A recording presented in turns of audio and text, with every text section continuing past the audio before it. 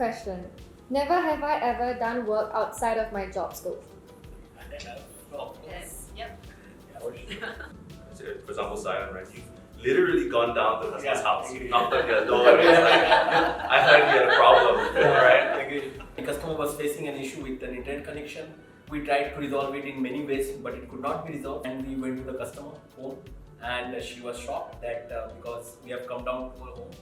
And then literally we just barged in their home and like we figured out what they do. We really want to help the customers if they're facing an issue. Each and every customer, it's not about one single customer. All the Circles.Life, the entire organization is built on that mission. Never have I ever been praised at work.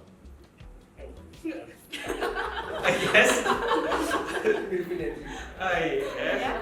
So I think, yeah, definitely been praised before by a lot of people, by the customers. I read practically every single comment that people write about the company. And there are a lot of great comments about how the customer's life has been, your life has really been positively impacted since you moved over to Circles. So I think there's a lot of encouragement there. Final question of the day is, have you ever been defined by a number? And if so, how do you break that stereotype? No, I mean, I think it's very common for most Singaporeans say that we are defined by grades. The expectation was okay, maybe you go to medicine or you go to law school or things like this. But I really wanted to do design. I really went there because of passion. So I guess that's one of the ways I sort of broke this deal. I think that it's really about what you choose to define for yourself.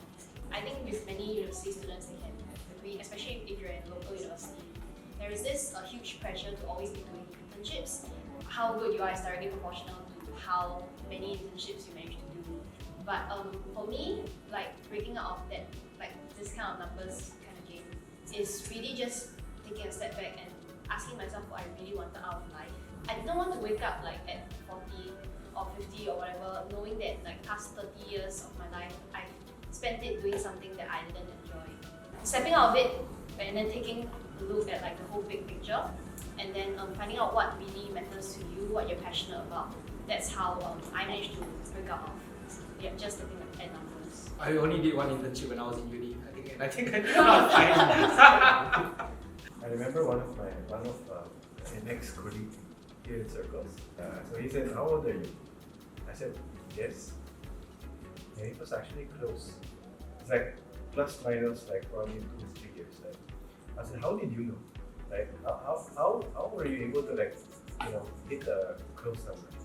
And then he said, "I just look at how you dress, and I already know how old are you." I was like, you might actually have noticed me when I go to the office. What do I wear? Shorts. Sneakers, t-shirt. Now you know why.